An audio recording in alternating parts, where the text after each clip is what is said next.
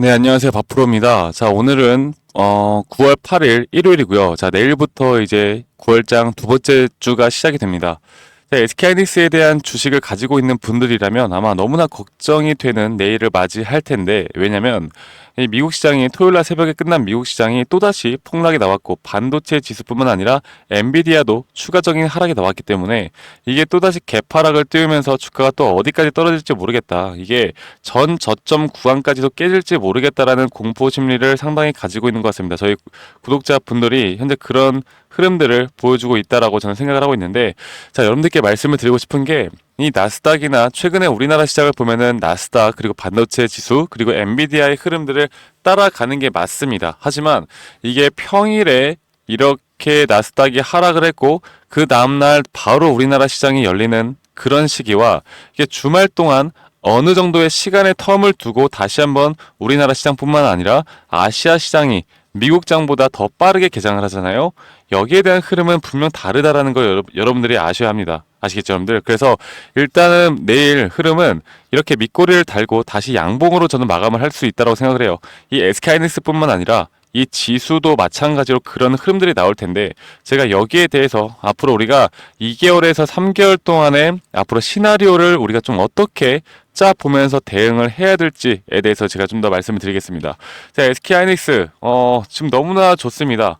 2분기 실적이 나올 때까지만 하더라도 SK하이닉스에 대한 목표가를 높게 보시는 분들이 많으셨을 거고, 3분기가 기대가 되고 4분기가 기대가 되는 기업인데 왜 이렇게 주가는 계속 내려갈까?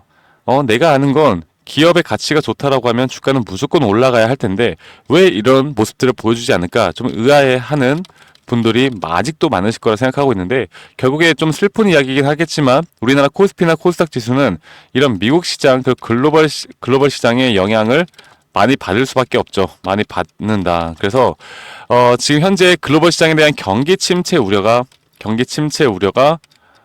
현재 우리나라 시장에도 이렇게 충격으로 다가오고 있다라는 걸 여러분들이 아셔야 합니다. 자, 그러면 앞으로 여기에 대해서 우리가 좀 어떤 식으로 경제를 좀 파악을 해야 될까? 이렇게 파악하는 그런 흐름들이 결국 SK하이닉스의 주가의 방향성을 결정을 할 텐데, 제가 하나하나 여러분들께 좀 간단하게 말씀드리면서 설명을 해드리도록 하겠습니다. 자, 뉴욕 증시가 전망 밑돈 고용지표에 하락을 하였다. 나스닥이 2.6% 하락을 하였다. 이렇게 나왔는데 이 내용이 뭡니까? 바로 비농업 고용지표가 전망치를 밑돌면서 뉴욕 증시가 약세로 마감을 하였습니다. 그래가지고 제가 여러분들에게 이런 커뮤니티 방에서도 이런 내용들을 좀 공유를 해드렸고, 자, 보시는 것처럼 실업률은 예상치와 부합을 했지만 이 비농업 고용지수가 이 예상치의 164K보다 142K로 예상치보다 하회를 하는 모습을 보여주면서 시장에 충격을 주고 있었고, 이런 흐름들 때문에 이렇게 나스닥이 다시 한번 하락이 나왔어요. 자, 그러면 여러분들 앞으로 SK하이닉스 내가 지금이라도 매도를 하고 떠나야 되는 것인가 라고 생각하시는 분들이 많을 텐데, 제가 일단 수급을 보면서 여러분들께 좀 말씀드릴게요. SK하이닉스가 최근 이 외국인들의 매도세가 상당히 강하게 나오고 있고, 이 개인들의 매도세가 좀 들어오고 있는 모습, 그리고 기관계에서도 매도세가 들어오는 모습을 보여주고 있는데, 이 기관계에서 SK하이닉스를 거의 5거래일 연속으로 매도를 하고 있습니다. 자, 그런데 일반적인 평균으로 볼 때 기관계에서도 5거래일 이상, 그 이상으로 지금까지 매도를 계속해 나갔던 적은 없습니다. 자, 그래서 내일 이런 개파락 뒤에 다시 한번 수급을 끌어올리는 건 저는 외국인과 기관의 물량들이라 보고 있고요. 지금부터 단기적으로 상승이 나올 수 있는 요인은 뭐다? 바로 금리 인하에 대한 이슈인데, 제가 여기에 대해서 한 번 더 좀 설명을 드려보자면, 금리 인하가 원래 기존에 이 0.25bp 혹은 0.5bp, 그러니까 쉽게 말해서 0.25%, 0.5% 지금 어떤 걸로 인하가 될 것인가에 대해서 갑론을박이 상당히 펼쳐지고 있었는데요. 자, 엊그저께 이 비농업 고용지표가 안 좋게 나오면서 주가가 또 하락을 하다 보니까 이 0.5bp에 대한 확률이 여러분들 77%까지 올라갔습니다. 기존에는 40%에서 77%까지 올라갔고, 0.25bp에 대한 확률이 60%에서 23%까지 떨어지는 모습을 보여주고 있는데, 지금 거의 0.5bp 이런 빅스텝에 대한 흐름으로 갈 것이다라는 게 상당히 강력하게 확률적으로 보여주고 있어요. 자, 그러면 이런 부분들이 나올 때 일반적으로 여러분들 금리 인하가 이렇게 빅스텝으로 크게 인하를 해 나간다라고 할 때 어느 정도의 단기적으로 여기에 대한 기대감으로 상승이 나옵니다. 자, 그러면 여기에 대한 상승이 나올 때 여기서 우리가 뭘 해야 된다? 무조건 50% 이상의 현금화를 하셔야 된다라고 제가 한 번 더 좀 강조를 드리고 싶어요. 제가 비단 SK하이닉스뿐만 아니라 여러분들이 삼성전자를 같이 가지고 있다라고 하면 이 흐름들은 좀 같이 지켜봐도 괜찮을 것 같다라고 저는 생각을 합니다. 아시겠죠, 여러분들? 그래서 이 현금화를 해 놓은 다음에 그 다음에 여기에서 지수의 하락에 의한 또다시 저는 낙폭이 크게 올 수 있다고 보고 있거든요. 그러면 이때 준비를 했던 사람과 이때 준비를 안 했던 사람은 앞으로 계좌의 수익이 정말 천차만별로 달라질 수 있다고 보고 있고, 여기에서 대응하지 않으신 분들은 이렇게 지수가 하락을 할 때 이 공포 심리에 말도 안 되는 자리에서 매도가 나갈 수 있습니다.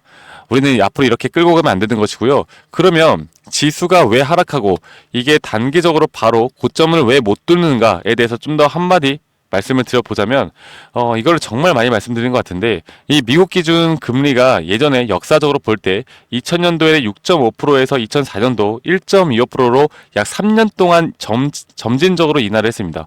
그리고 2006년도에도 5.25%에서 2008년도까지 거의 2년 반 동안 점진적으로 인하를 하였고, 2018년도에도 마찬가지였는데, 이렇게 인하를 할 때 주가의 지수가 어떻게 되어 가느냐, 이런 식으로 하락, 이렇게 하락, 이렇게 하락, 이렇게 지수가 하락이 나온다라는 건데요.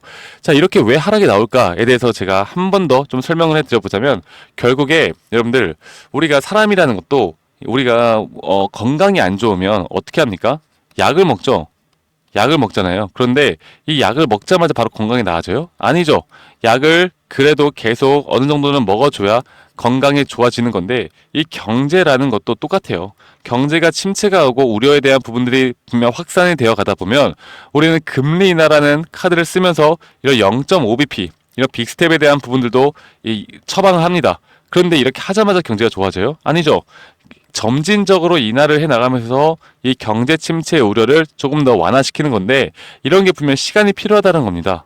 아시겠죠, 여러분들? 그래서 이렇게 금리 인하가 막상 시작이 되고 나면 이걸 재료 소멸로 인식을 하고 주가는 더 하락을 하기 때문에 우리가 이런 부분들을 꼭 준비를 해야 되고, 앞으로 이런 고점 신호에 대한 부분과 그리고 눌림목 상승 시그널에 대한 부분을 앞으로 잘 파악할 수 있느냐 없느냐가 가장 중요할 것 같고요.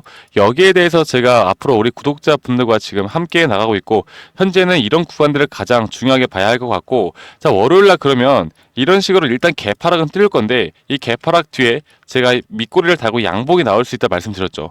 그러면 여기 이런 구간들에서 다시 한번 어느 정도 횡보를 하다가 주가를 단기적으로 끌어올릴 거다. 그러면 내가 SK하이닉스 지금 좀 여유가 있다, 지금 내가 손실을 보고 있는데 여유가 있다라고 하면 한 번 정도 어느 정도 우리가 수익을 좀 빨리 가져갈 수 있는 기회가 저는 앞으로 다음 주에 분명히 있을 거라 봅니다. 그러면 단기적인 매수와 그 이후의 고점 신호, 그리고 나서 지수의 하락으로 인한 우리가 현금화를 해 나가면서 다시 한번 저점 매수를 해 나간다라고 하면 앞으로 가을, 겨울, 내년 초까지 우리가 크게 돈을 벌 수 있는 기회가 지금 나온다 라고 제가 말씀을 드리고 싶고요. 이렇게 정확하게 판단을 하시는 분들이 앞으로 돈을 벌 수가 있는 것이고, 제가 우리 구독자분들과 이런 커뮤니티 방에서 이런 내용들을 계속해서 공유를 해드릴 거고, 앞으로 이런 타점, 결국 주식으로 인해서 우리가 돈을 버는 건 이 타점이 가장 중요한 건데, 이 타점은 우리가 어떻게 이용하느냐가 앞으로 여러분들의 계좌 수익 분명 달라질 수 있다. 질 수 있다라고 제가 한 번 더 좀 말씀드리겠습니다. 아시겠죠, 여러분들? 그래서 여러분들 구독, 좋아요 한 번씩만 꼭 눌러주시고요. 앞으로 저와 함께 이런 타점에 대한 부분, 그리고 이런 브리핑을 저 박프로와 함께 나가고 싶다라고 하시면 010-2011-9671로 SK하이닉스의 하이 입장이라고 저희 문자 한 통 남기시면 되시겠고, 말씀드렸던 것처럼 이런 브리핑, 그리고 앞으로 실시간 장중에 나오는 타점들, 이런 것들을 여러분들이 알고 가느냐 모르고 가느냐가 정말 중요하다라고 제가 한 번 더 좀 강조를 드리고 싶어요. 그래서 제가 우리 구독자분들에게 원하는 건 구독과 좋아요밖에 없고요. 그리고 이 커뮤니티를 사실 어르신 분들은 좀 어떻게 하시는지 모르시는 분들이 많더라고요. 그래서 제가 문자로도 똑같은 이런 브리핑과 장중에 나오는 타점들, 중요한 내용들은 문자로도 제가 공유를 해드릴 거니까 너무 걱정하지 마시고요. 여러분들 구독, 좋아요, 제가 너무 구걸하는 것 같은데 구독, 좋아요만 한 번씩 꼭 눌러주시면 저에게 정말 감사할 것 같습니다. 아시겠죠, 여러분들? 그래서 이런 하이라고 저희 문자 한 통 남기시는 거 잊지 마시고, 제가 결국에 우리가 돈을 버는 게 뭡니까, 여러분들? 예를 들어서 A라는 회사, B라는 회사, C라는 회사, D, 이렇게 네 가지 회사가 있다고 쳐요. 그러면 A가 정말 탄탄한 기업이야. 그리고 B는 나쁘지 않아. C는 약간 애매한데 그래도 괜찮아. D는 얘는 쓰레기야. 이렇게 보더라도 어떤 분들은 나는 그러면 A라는 기업에 투자를 했으니까 난 무조건 돈을 벌겠지. 확률이 높아지겠지. 이렇게 투자를 한다고 쳐요. 그런데도 불구하고 내가 타점을 어디서 잡았느냐가 이 기업의 가치가 좋냐 안 좋냐 이런 게 중요하지가 않는다고요. 내가 결국 D라는 회사의 기업에 투자를 하더라도 내가 이런 타점을 잘 잡는 방법만 알고 있다라고 하면 더 크게 수익을 볼 수 있는 기회가 있는 것이고, 내가 이런 것들을 모르고 그냥 A라는 기업이 올라가니까 그냥 무작정 매수를 했는데 야 이 기업 좋다면서 왜 주가는 계속 떨어져 이게 거의 몇 개월 동안 지속이 되어 갈 수가 있습니다. 그러니까 지금부터 우리가 돈을 버는 건 정말 SK하이닉스나 삼성전자와 같은 대형주 우량주를 내가 사면 무조건 돈을 벌겠구나 이런 구닥다리 옛날 투자 마인드를 가져가시면 안 된다고요. 여러분들 앞으로 이런 대응이 정말 필요한 거고, 이런 대응을 통해서 우리가 수익을 볼 수 있는 구간들을 충분히 만들어낼 수 있다는 걸 제가 여러분들께 한 번 더 좀 강조드리면서 말씀을 드리고 싶습니다. 아시겠죠 여러분들? 저희 분명 기회는 있고요. 여러분들 이제 다가오는 가을, 그러면 저녁에 보니까 좀 쌀쌀하더라고요. 이제 저녁에 좀 쌀쌀해지고 이제 여름이 진짜 지나간 것 같은데, 여러분들 앞으로 저 박프로와 이 SK하이닉스 좀 같이 끌고 가면서 여러분들에게 도움을 드릴 수 있는 내용들을 계속해서 제가 전달해 드리도록 하겠습니다. 아시겠죠 여러분들? 그러면 다음에 저는 더 좋은 영상으로 인사드리도록 하고요. 다음에 또 뵙도록 하겠습니다. 감사합니다. 박프로였습니다.